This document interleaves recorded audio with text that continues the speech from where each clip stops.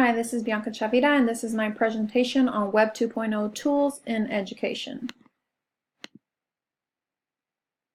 Within this presentation, I will be giving a summary of two Web 2.0 tools that I have selected to review and incorporate into a lesson with third grade students. I will be including a rubric that I use to evaluate both tools. The subject of my lesson will be social studies, and I will be using Nearpod to allow students to explore the historical significance of the Great Wall of China, and the second tool I will be using is Flipgrid, which will allow my students time to share what they have learned throughout their exploration. Both tools will be completed using an iPad. So Nearpod is an interactive technology tool that allows students to collaborate online through several different devices. It reminds me of a PowerPoint, but a lot more advanced. Nearpod also allows for integration with Google Classroom, Google Slides, and PDFs. Within Nearpod, you can create your own lesson or use one that has already been created. I will be doing a demonstration of this tool later on in the presentation. The second tool that I will be using is Flipgrid, which is a video discussion platform that allows students to interact with the teacher and their peers. To participate in Flipgrid, the teacher will give the students a grid code and password, or you can embed it with a link. Students not only can post a video of themselves, but they can also reply to videos that their peers have posted. When assigning a discussion topic, the creator can also create a discussion rubric for the class. And as the creator, you can view all videos and look at the statistics for the video within the dashboard of the website. Here are the evaluation rubrics that I created with my class, and these are the results that I came up with for Nearpod, and these are the results for Flipgrid, which again go over the usability, the content, is it learner-centered, can you differentiate with this tool? So the overview of this lesson will be, I'm planning for it to take two 45-minute classes, and prior to beginning the lesson, I would have read aloud The Magic Tree House or Where is the Great Wall? And then we will begin the interactive Nearpod lesson with a stopping point in the middle to complete a STEM activity. And then at the end of the Nearpod lesson, they will be doing a reflection using Flipgrid. And here are the lesson objectives for both tools. I'm now going to switch over to my Nearpod, which I mentioned looks like a PowerPoint. So again, this is the objectives for the lesson. I will have an essential question. Oops, skipped one. So before we even begin, I kind of want to get the students' background knowledge. So I included a collaboration activity within Nearpod that it is uploading.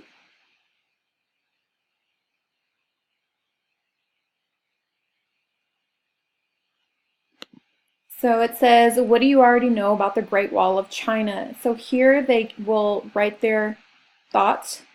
They could even upload an image, and here's one that I just did. I'm the teacher. And then you can also, the students can like their peers' comments.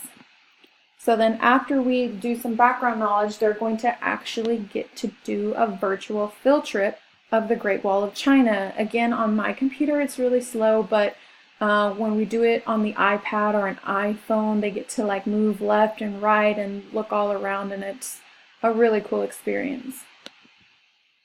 After that, I would split the kids into groups, and they're going to do some more research on the Great Wall of China. And within Nearpod, you can embed a website. So here, using Microsoft's Way, there's going to be information on the Great Wall of China, and then they can scroll through and take their notes.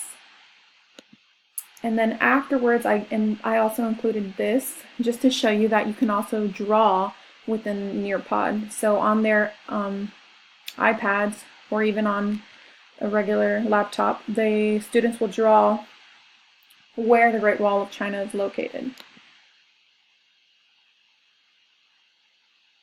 Then I included a stopping point where they're going to build a wall using Legos or popsicle sticks, and it has to be able to hold a little toy figure on it. Then when they're done, they're going to think, pair, share on what are 3 new facts they learned about the Great Wall of China. But instead of typing it into Nearpod, I decided I wanted to do a Flipgrid. So now I'm going to switch over to Flipgrid to show you what it looks like. So I created a free account that is public, but as I mentioned, you can use a password to get in. So here all you have to do is tap to record.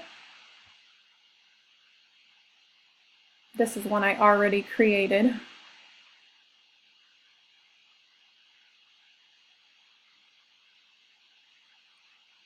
My computer is slow. Okay, so here all they have to do is hit the little red button for recording. It's going to count down with the little letters. And here, this is them talking about whatever topic you assign them. Then you hit next. And here, the little letters. It lets them review and it. And here, this is. And then they get to take a selfie. And as you saw in the other one, they can add little emojis and then you submit it. And then I also wanted to show you how you can click on it and they can comment. So this is a little link for reply, so they can reply to their peers. And it's still loading. This was an overview of the 2 tools, Web 2.0 tools that I use, and I will be linking the actual rubric and the lesson plan I created. Thank you.